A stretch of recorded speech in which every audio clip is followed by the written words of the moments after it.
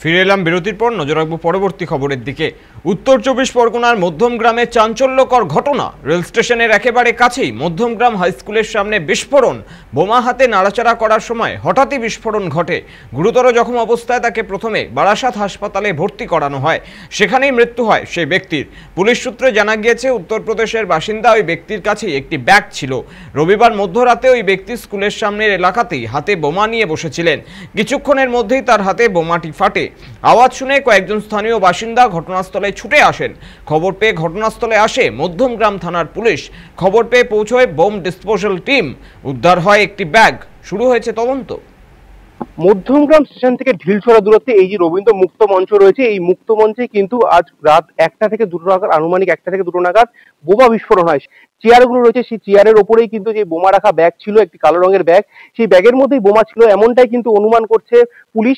ঘটনাস্থলে কিন্তু এসেছিল যে বোম স্কোয়াড দল বারাসাত জেলা পুলিশের, তারা কিন্তু দেখেন এবং ব্যাগের মধ্যে কিন্তু কিছু নেই এখনো পর্যন্ত।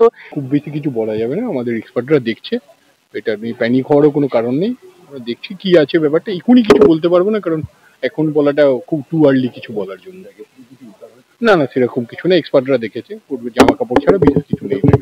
এখান থেকে কিন্তু বোম স্কোয়াড চলে গেছে, কিন্তু এই যে জনবহুল এলাকা পাশেই রয়েছে মধ্যমগ্রাম উচ্চ বিদ্যালয়। এই মধ্যমগ্রাম উচ্চ বিদ্যালয় আজকে সোমবার, এই সোমবার কিন্তু ভোরের বেলায় এরকম বোমা বিস্ফোরণ ঘিরে কিন্তু চাঞ্চল্য ছড়িয়েছে এলাকায়।